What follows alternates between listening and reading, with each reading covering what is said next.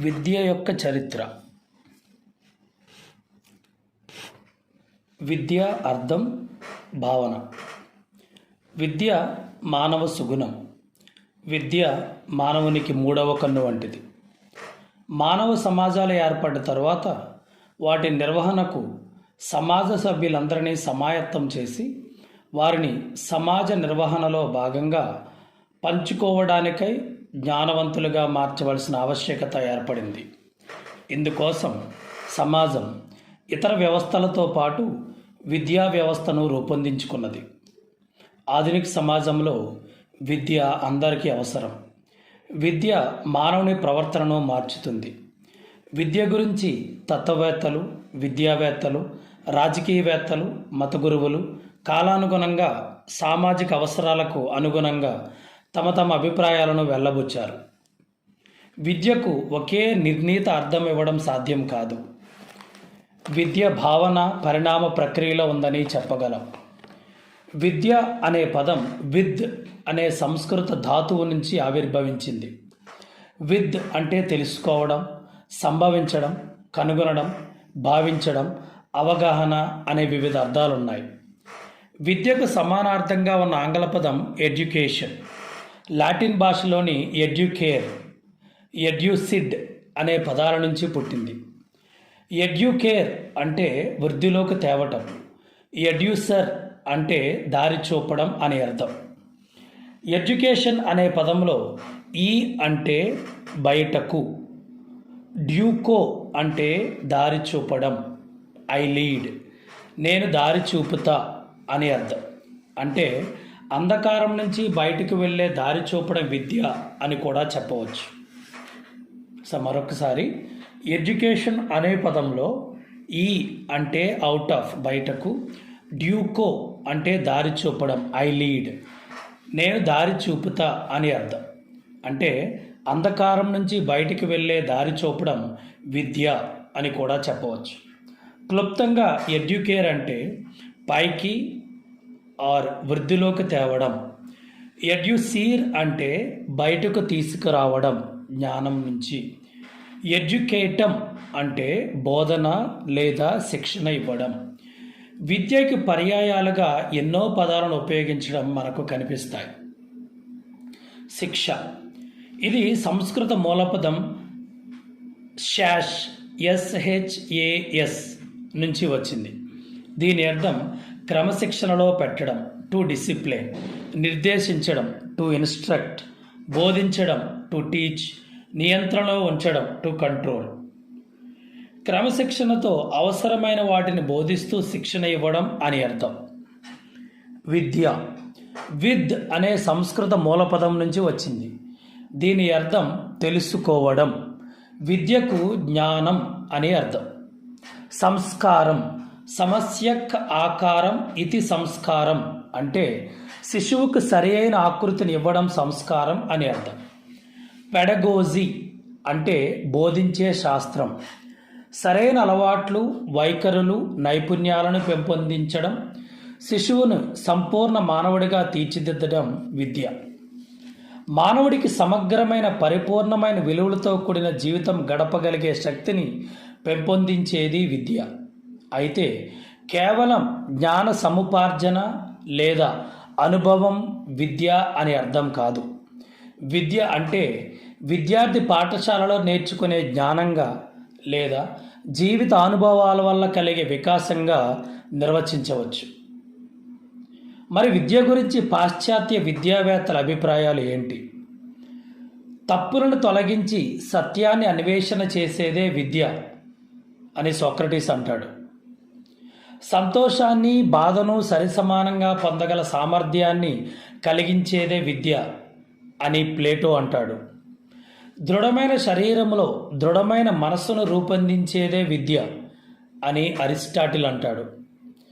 జీవిలో ఆవరించి ఉన్నదాన్ని వివర్తనం చేసేదే విద్య అని ఫ్రోబెల్ అంటాడు.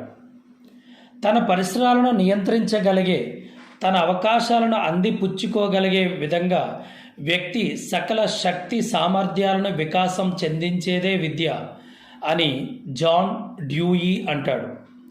మనస్సును నియంత్రించడమే విద్య అని ఎమర్సన్ అంటాడు. సంపూర్ణ జీవితానికి సమాయత్తపరచడమే విద్య అని స్పెన్సర్ అంటాడు. శిశువు తన ఉత్తమ సామర్థ్యాల ద్వారా తన వంతు కర్తవ్యాన్ని నిర్వహించుటకు జీవితానికి సంబంధించిన సంపూర్ణ వ్యక్తిత్వ వికాసం కలిగించేదే విద్య అని టి.పి. సన్ అంటాడు. పరిణితి చెందిన వారు పరిణతి చెందని వారిపై చూపు ప్రభావమే విద్య అని రెడిన్ అంటాడు. రాజకీయంగా, ఆర్థికంగా, సాంస్కృతికంగా అణిచివేసే సమాజ నిర్మితిలో అణగారిన వ్యక్తులు సృజనాత్మకను వెలికి తీసే స్వేచ్ఛను ప్రసాదించే శక్తులను పెంపొందింపచేసేదే విద్య అని పాలో ప్రిమరీ అంటాడు. మనుష్యులను సార్థకులుగా తయారు చేసేదే విద్య అని కొమినియన్ అంటాడు. సహజమైన, సుశీలమైన, ప్రగతిశీల వికాసాన్ని కలిగించేది విద్య అని పెస్టాలజీ అంటాడు. సార్వజనీనాన్ని గుర్తించే స్వభావ సిద్ధంగా నిర్ధారణమై ఉన్న భావనలను బహిర్గతం చేసేదే విద్య అని సోక్రటీస్ అంటాడు. విద్యార్థి శరీరం, ఆత్మలో ఉన్న సౌందర్య తత్వాన్ని, సామర్థ్యాలను వికసింపచేసేదే విద్య అని ప్లేటో అంటాడు. ఆరోగ్యవంతమైన మనస్సును ఆరోగ్యవంతమైన శరీరంలో పొందుపరిచేది విద్య. విద్య ద్వారా మానవుడు పరమాత్మ తత్వాలైన మంచితనం, సుందర తత్వాలను మేల్కొల్పి నిజమైన ఆనందాన్ని పొందగలడు అని అరిస్టాటిల్ అంటాడు. జీవించడం కోసం తయారు చేయడం కాదు, జీవితమే విద్య అని జాన్ డ్యూయి అంటాడు. నిర్మలంగా ఉండటానికి మార్గం చూపేదే విద్య అని ప్రొబెల్ అంటాడు. నైతిక విలువలు, ఆదర్శాలతో సత్ప్రవర్తన పెంపొందించేదే విద్య అని హెర్బర్ట్ అంటాడు. మానవునిలోని అంతర్గత శక్తులను సహజంగా సుహృద్భావంతో పురోగతి చెందించేదే విద్య అని పెస్టాలజీ అంటాడు. సిద్ధాంతాన్ని అనుభవానికి అతి చేరువలలోకి తెచ్చేదే విద్య అని హోరెస్ మన్ అంటాడు. విద్య కేవలం ఒక బకెట్ నింపడం వంటిది కాదు, ఇది అగ్ని జ్వాలలను జ్వలింపచేసేది అని ఈట్స్ అంటాడు. వ్యక్తిలో మేధాశక్తిని పెంపొందించేది విద్య అని డెకార్ట్ అంటాడు. నిరంతరం మారుతున్న సామాజిక వాతావరణానికి సర్దుకుపోయేటట్లు చేసేదే విద్య అని పి.సి. బెనర్జీ అంటాడు. విద్య లక్ష్యం కేవలం వ్యక్తి అంతర్గత శక్తులను వెలికి తీయడమే కాదు, అంతర్గత శక్తులను ఎలా ఉపయోగించాలో కూడా తెలుపుతుంది. మరి విద్య పైన భారతీయ విద్యా తత్వవేత్తల అభిప్రాయం ఏంటి? ఎవరెవరు ఏమన్నారు? విద్య వ్యక్తి సంపూర్ణ మూర్తిమత్వానికి తోడ్పడును, దీనికి పరిధి లేదు. విద్య తల్లి గర్భం నుంచి మృత్యువు అంటే వూమ్ టు టూంబ్ వరకు సాగుతూ ఉంటుంది. వ్యక్తి పరిపూర్ణమైన మూర్తిమత్వ రూపకల్పన చేయుట ద్వారా మంచి వ్యక్తిగా రూపుదిద్దుటకు తోడ్పడేదే విద్య అని గాంధీజీ అంటాడు. వ్యక్తి పరిపూర్ణ వికాసం, పురోగతిని పొంది ఎదురయ్యే సమస్యలకు పరిష్కారం ఇవ్వగలిగేదే విద్య అని ఠాగూర్ అంటాడు. శిశువు అభివృద్ధి జీవితాంతం కొనసాగే ప్రక్రియ విద్య అని జాకీర్ హుస్సేన్ అంటాడు. మానవుని నిస్వార్థ తత్పరునిగా, స్వావలంబకుడిగా తయారు చేయనది విద్య అని వేదాలు చెప్తూ ఉన్నాయి. మోక్ష సాధనే విద్య అని ఉపనిషత్తులు చెబుతూ ఉన్నాయి. ఆత్మ సాక్షాత్కారం పొందటమే విద్య అని శ్రీ శంకరాచార్యుడు చెబుతూ ఉన్నాడు. మానవులలో అంతర్గతంగా ఉన్న దైవాంశ పరిపూర్ణతను అభివ్యక్తం చేయటమే విద్య అని స్వామి వివేకానంద చెబుతూ ఉన్నాడు. ప్రజల అవసరాలకు, ఆశయాలకు తగినట్లుగా ఉన్నదే అసలైన విద్య అని డిఎస్ కొఠారి చెబుతూ ఉన్నాడు. మానవుడిని స్వావలంబకుడిగా, నిస్వార్థపరుడిగా రూపొందించేదే విద్య అని ఋగ్వేదం చెబుతూ ఉంది. ఈ భూమిపై ఏదీ కూడా జ్ఞానం కన్నా మించి పవిత్రమైనది లేదు. మానవకుడిని స్వకర్మ, స్వధర్మ నిష్ఠాపరుడిగా, ఉపాసకుడిగా తయారు చేసి నిజమైన జ్ఞానాన్ని అందించేది విద్య అని శ్రీమద్ భగవద్గీత చెబుతూ ఉంది. సమాజానికి వినియోగకారిగా శిక్షణ ఇచ్చేది, సమాజం పట్ల ప్రేమ పెంపొందించేది విద్య అని కౌటిల్యుడు చెబుతూ ఉన్నాడు. శీల నిర్మాణం విద్య అని స్వామి దయానంద సరస్వతి చెబుతూ ఉన్నాడు. ఎవరైతే జ్ఞానార్జనపై దృష్టి కేంద్రీకరిస్తారో ఎవరైతే చక్కటి ప్రశాంతమైన మనస్తత్వం కలిగి ఉంటారో, ఎవరైతే సత్యవాదులుగా ఇతరమైన మంచి లక్షణాలు కలిగి, ఎవరైతే వేదములో చెప్పినట్లు సౌభ్రాతృత్వ భావనాలతో ఉంటారో వారంతా నిజంగా అదృష్టవంతులు అని స్వామి దయానంద సరస్వతి అంటాడు. ప్రకృతి నుండి లభించేదే మానవీయ విద్య అని పాణిని అంటాడు. ఆత్మశక్తిని బహిర్గతం చేసేది విద్య అని శ్రీ అరవిందుడు అంటూ ఉంటాడు. పరమాత్మను చేరుకునేందుకు జాతీయ ఆదర్శాలకు అనుగుణంగా జీవించడానికి ఉపకరించే పనిముట్టే విద్య అని శ్రీ అరవిందుడు చెబుతూ ఉంటాడు. ఏదైతే శీల నిర్మాణం చేస్తుందో, మనశ్శాంతిని పెంపొందిస్తుందో, బుద్ధిని వికసింపజేస్తుందో, మానవుని స్వశక్తితో నిలబడగలిగేటట్లు చేస్తుందో అదే విద్య అని స్వామి వివేకానందుడు అంటూ ఉంటాడు. మరి ఈ యొక్క విద్య యొక్క స్వభావం ఏంటి? Nature of education.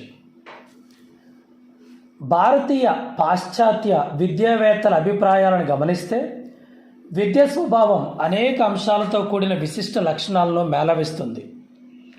శరీరంలోనూ మనస్సులోనూ ఆత్మలోనూ నిక్షిప్తమైన అత్యున్నత శక్తులను బయటికి తీయడమే విద్య అని ఒకరంటే, జీవితమే విద్య అని మరొకరన్నారు. నాగరిక ప్రపంచంలో విద్య అందరికీ అవసరమే. మానవ సామాజిక జీవితం మారుతుంది. దీని నేపథ్యంలో విద్య అర్థం, స్వభావం కూడా మారుతూ ఉంటుంది. మానవ పరిణామ క్రమంలో విద్య స్వభావం కూడా గతిశీలమైనది. విద్య గర్భస్థ శిశువు నుంచి మరణించే వరకు నిరంతరం కొనసాగే ప్రక్రియ. విద్య అనేది ఒక క్రమమైన పద్ధతిలో కొనసాగే ప్రక్రియ. ఇందులో ఒక స్థాయి అనంతరం మరొక స్థాయిలో ప్రగతిని కొనసాగించేదే కానీ ఖండికలుగా ఒక స్థాయిని వదిలి మరొక స్థాయి నుంచి ఆరంభించడం సాధ్యం కాదు.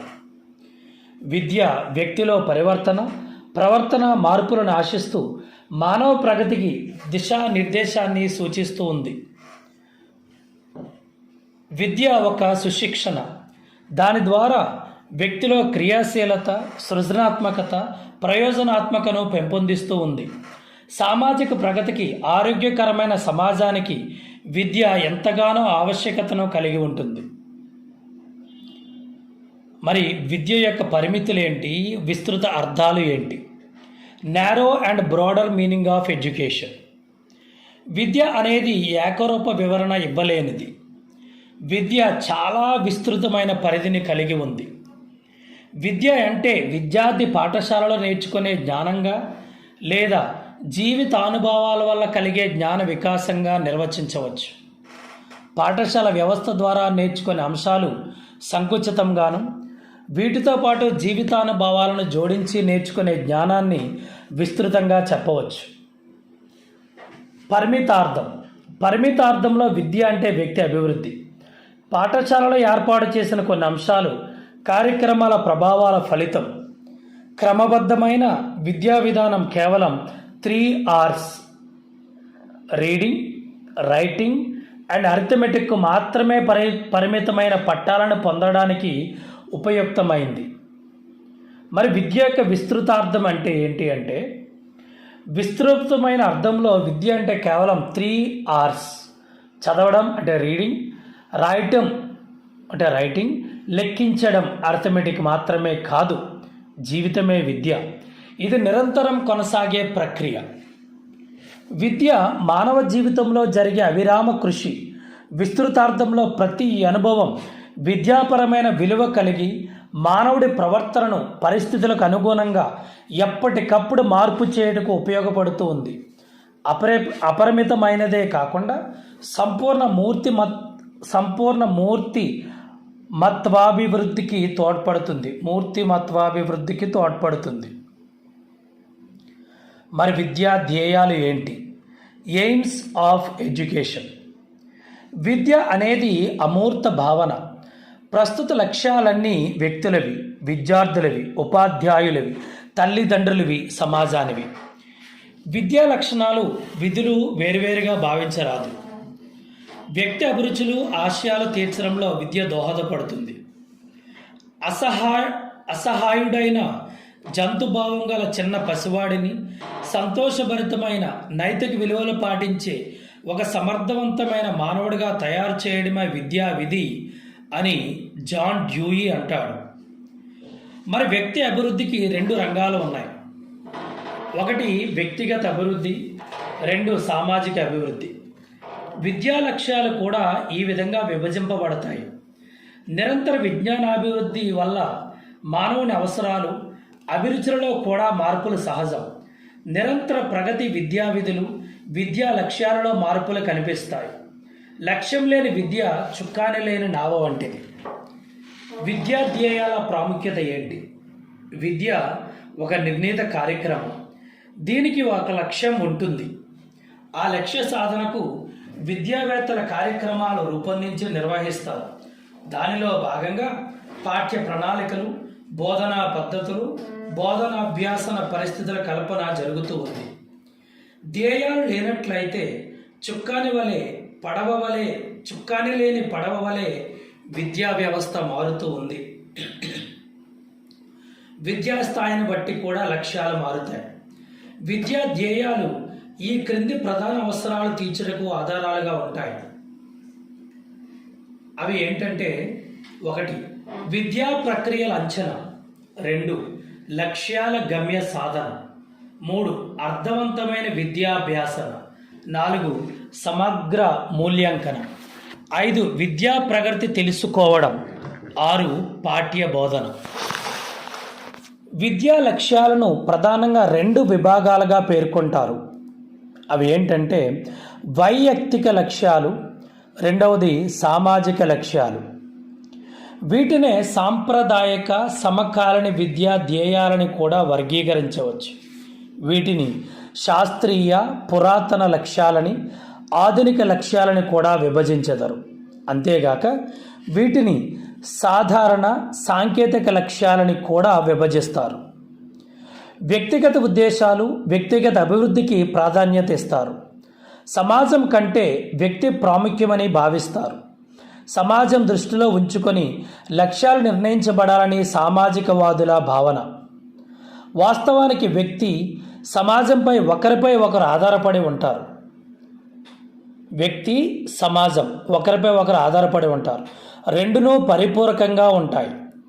వ్యక్తి మంచి పౌరుడిగా, వ్యక్తులు మంచి పౌరులుగా ఎదగాలంటే ఈ రెండింటి మధ్య, అంటే వ్యక్తి సమాజం మధ్య పరస్పర అవగాహన పూర్వక సమతౌల్యత ఎంతైనా ఆవశ్యకం. వైయక్తిక విద్యా ధ్యేయాలు అంటే ఇండివిజువల్ ఎయిమ్స్ ఆఫ్ ఎడ్యుకేషన్. వ్యక్తి కేంద్రంగా రూపొందించినవి వైయక్తిక లక్ష్యాలు. ప్రతి జీవికి వంశపారంపర్యంగా, స్వభావ సిద్ధంగా ఎంతో కొంత మేర విజ్ఞానం అనువంశికత దృష్ట్యా సంక్రమిస్తుంది. ఇది సహజ సిద్ధం. విద్య కొన్ని లక్ష్యాలతో అందరినీ తీర్చిదిద్దేందుకు దోహదపడి సమాజ అభ్యున్నతిలో ప్రముఖ పాత్ర పోషిస్తుంది. వ్యక్తిత్వం జీవితాదర్శం అంటూ తుదకు ఒక విద్యా పథకాన్ని అత్యున్నతమైన వైయక్తిక శ్రేష్టతను పెంపొందించడంలో ఏ మేరకు విజయవంతమైంది అనే అంశం ఆధారంగా అంచనా వేయాలి అని సర్ పెర్వీనన్ అంటాడు. విద్య వ్యక్తి శిక్షణ అతని అభివృద్ధి లక్ష్యంగా పురోగమిస్తుంది. వ్యక్తికి సమాజంలోని తన హక్కులను, బాధ్యతలను గుర్తించడమే తన లక్ష్యంగా విద్య పనిచేస్తూ ఉంది. వైయక్తిక విద్యా లక్ష్యాన్ని ఈ క్రింది అభిప్రాయాల ద్వారా విశ్లేషించవచ్చు. అవి ఏంటంటే జీవితావసర దృక్పథం, ప్రాకృతిక దృక్పథం, మనోవిజ్ఞాన శాస్త్ర దృక్పథం, ప్రగతిశీల దృక్పథం, ఆధ్యాత్మిక దృక్పథం. అందులో మొదటిది జీవితావసర దృక్పథం. ప్రతి వ్యక్తి స్వభావసిద్ధ భావజాలంతో జన్మిస్తాడు. అతని స్వభావంలో మార్పు తేవడం చాలా కష్టం. విద్య వ్యక్తి కోసం ఉద్దేశించబడింది. వ్యక్తి సమాజంలో బ్రతుకుతూ సంపూర్ణ ఆనందమయమైన జీవితాన్ని గడపడంలో, తగు సామర్థ్యాలను పెంపొందింప చేయడంలో విద్య పాత్ర గణనీయం అని ప్రొఫెసర్ జి థామ్సన్ అంటాడు. విద్య ప్రగతి సాధనలో అన్ని వేళలా కార్యసిద్ధులై సంపూర్ణమైన ఆనందమయమైన జీవితాన్ని గడిపే సామర్థ్యాన్ని పెంపొందించడమే విద్యా విధి. పుట్టిన ప్రతి జీవి జీవనానికి కావలసిన అన్ని సదుపాయాలను కల్పించడం ఒక విద్యా లక్ష్యంగా భావించబడుతుంది. మరి రెండవది ప్రాకృతిక దృక్పథం. వ్యక్తి స్వభావం, దైనందిన అవసరాలను పరిగణలోనికి తీసుకుంటూ విద్య నిర్వహించబడాలి. ప్రకృతి మానవునికి అతని జీవనానికి తోడ్పడే అన్ని వనరులను సహజసిద్ధంగా సమకూర్చింది. మానవులలో జ్ఞాన పిపాసను కలిగించి అతని జీవితం ఫలవంతంగా సంపూర్ణంగా వికసించే అవకాశం ప్రకృతి ప్రసాదితం. వ్యక్తి స్వతంత్ర అభివృద్ధియే విద్య ప్రధాన లక్ష్యం. వ్యక్తి ఎలా ఉండాలో అలా తయారు ప్రకృతి ప్రకారమే నిర్వహించబడాలి. మూడవది మనోవిజ్ఞాన శాస్త్ర దృక్పథం. విద్య మనోవిజ్ఞాన శాస్త్రజ్ఞులు శిశు స్వభావాన్ని అనుసరించి విద్య ప్రక్రియలో ఏ ఏ లక్ష్యాలు ఏ ఏ దశలలో ఎంతవరకు సాధ్యమో మేధో సంపత్తిని, సామర్థ్యాలను, నైపుణ్యాలను విశ్లేషించి లక్ష్య సాధనకు అనుగుణమై పాఠ్య ప్రణాళికను, బోధనా విధానాలను రూపొందించి వ్యక్తి సర్వతోముఖాభివృద్ధికే కృషి సల్పుతాడు. పాఠ్య ప్రణాళికను వైయక్తిక భేదాలకు అనుగుణంగా సరళంగా విస్తృతంగా రూపొందిస్తారు. విద్యా లక్ష్యాలు విద్యా ప్రక్రియకు బాహ్యమైన పరిస్థితుల నుంచే ఉత్పన్నమవుతూ ఉంటాయి. నాలుగవది ప్రగతిశీల దృక్పథం. విద్యార్థి అత్యున్నతమైన వ్యక్తిగత అభివృద్ధి లక్ష్యంగా పాఠశాలలోని కార్యక్రమాలను రూపకల్పన చేయవలసిన ఆవశ్యకత ఉంది. విద్యా ప్రమాణాలు వ్యక్తి సంపూర్ణ అభివృద్ధికి తోడ్పడే పరిస్థితులను రూపొందించవలసి ఉంటుంది. ప్రపంచ చరిత్రలో అనేక గొప్ప వ్యక్తులు, శాస్త్రవేత్తలు, విద్వాంసులు, మేధావులు ఉద్భవించి ప్రపంచ గతిని ప్రగతి పదంలోకి మళ్లించి సమాజ వికాసానికి, వ్యక్తి వికాసానికి ఎంతగానో తోడ్పడ్డారు. వారి నుండి పొందిన స్ఫూర్తి ఆధారంగానే నేటి వ్యవస్థ రూపుదిద్దుకుంది. ఐదవది ఆధ్యాత్మిక దృక్పథం. మనిషి గొప్ప దైవాంశ శక్తులున్నవాడు. విద్య ద్వారా బాహ్య అంతర్గత ప్రగతిని నియంత్రించడం ద్వారా ఈ గొప్ప శక్తులను తనలోనే వ్యక్తమయ్యేటట్లు చేయడమే ఆశయం అని స్వామి వివేకానంద అంటాడు. ప్రతి వ్యక్తి అస్తిత్వం కలవాడే, అతని క్రియలకు అతడే కారణం. ఆధ్యాత్మిక వికాసం వ్యక్తిగతమైనప్పుడు వ్యక్తి ఆత్మస్థితి పొందే విధంగా, జీవిత ఉన్నత విలువలు గ్రహించే విధంగా చేయడమే విద్య యొక్క ముఖ్య విధి. మరి సాంప్రదాయిక విద్యా ధ్యేయాలు ఏంటి? అవి ఎన్నున్నాయి? Classical AIIMS of education. సాంప్రదాయిక విద్యా ధ్యేయాలు 7 ఉన్నాయి.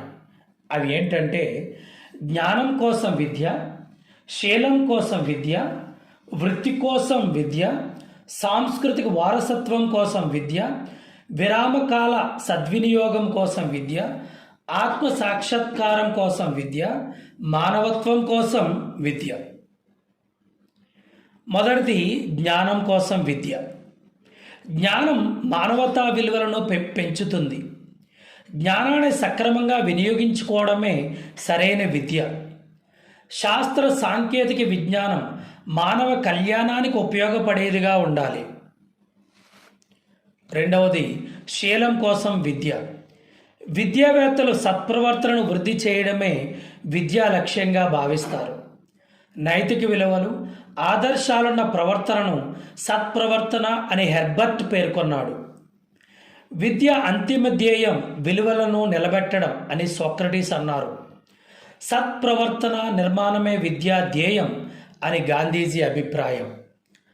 ఉపాధ్యాయుడు అంతిమ లక్ష్యం సత్ప్రవర్తన, ఉన్నత వైఖరులను విద్యార్థులలో అలవాడేటట్లు చేయడం అని రేమాంట్ పేర్కొన్నాడు.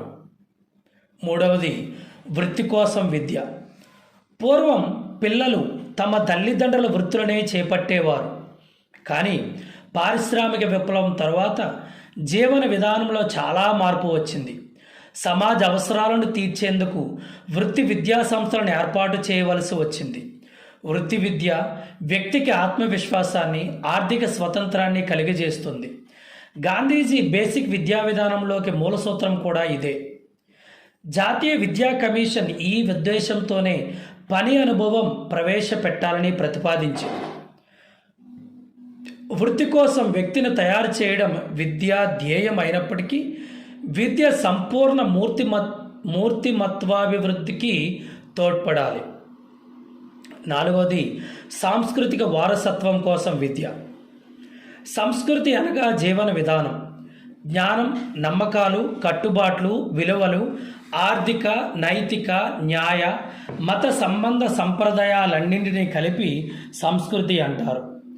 మానవ సంస్కృతిని పదిలిపరిచి అభివృద్ధిపరచి తర్వాత సంతతి వారికి అందించేదే విద్య. 5వది విరామకాల సద్వినియోగం కోసం విద్య. జీవనోపాధికి సంబంధించిన పనుల్లో నిమగ్నం కాకుండా ఉన్న కాలాన్ని విరామకాలం అంటారు. విరామకాలాన్ని సద్వినియోగం చేసుకుంటే మానవుడు సంతోషకరమైన జీవితాన్ని గడుపుతాడు. విద్య లేని వ్యక్తి తన విరామకాలాన్ని నిరుపయోగమైన మాటలతో, కోట్లాటలతో, వ్యసనాలతో వ్యర్థపరుస్తూ ఉంటాడు. విద్యావంతులు జ్ఞానాభివృద్ధికి, స్వీయ అభివృద్ధికి, సాంస్కృతిక కార్యక్రమాల్లో, సంఘసేవ కార్యక్రమాల్లోనూ పాల్గొని సమాజానికి ఉపయోగపడుతూ ఉల్లాసంగా, ఉత్సాహంగానే ఉంటారు. 6వది ఆత్మ సాక్షాత్కారం కోసం విద్య. ఆత్మ సాక్షాత్కారం అంటే ప్రకృతి. కొందరు విద్యావేత్తలు ఉన్నత నైతిక విలువలను పెంపొందించేది, ఆధ్యాత్మిక జ్ఞానం సాధించేటట్లు చేయడమే విద్యా లక్ష్యంగా భావిస్తారు. శాంతి, సంతోషం, ఆనందం మానవులకు ఆత్మ సాక్షాత్కారం అంటారు. 7వది మానవత్వం కోసం విద్య. జ్ఞాన సముపార్జన ఒక్కటే మానవుడికి ప్రధానం కాదు. దురదృష్టవశాత్తు మానవుడు తన స్వభావాలను విడనాడి విశాల హృదయాన్ని పెంచుకోలేకపోతున్నాడు. విద్య మానవులలో ఆలోచనా శక్తిని పెంచుతుంది. మానవ సేవయే మాధవ సేవ అనే భావాన్ని పెంచాలి. విద్య మానవులను మానవతావాదులుగా చేయడానికి దోహదపడుతుంది. మరి సమకాలీన విద్యా ధ్యేయాలు ఏంటి అంటే కాంటెంపరీ ఎయిమ్స్ ఆఫ్ ఎడ్యుకేషన్. దాన్ని మనం ఏ విధంగా వివరించవచ్చు? సమకాలీన విద్యా ధ్యేయాలు క్రింది విధంగా వివరించవచ్చు. ప్రజాస్వామ్యం కోసం విద్య, పౌరసత్వం కోసం విద్య, సంపూర్ణ మూర్తిమత్వాభివృద్ధి కోసం విద్య, జాతీయ సమైక్యత కోసం విద్య, అంతర్జాతీయ అవగాహన కోసం విద్య, ప్రపంచ శాంతి కోసం విద్య.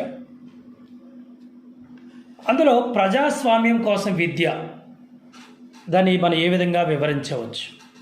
ప్రజాస్వామ్యం అంటే ప్రజల కోసం, ప్రజల చేత పరిపాలన అని అబ్రహాం లింకన్ నిర్వచించాడు.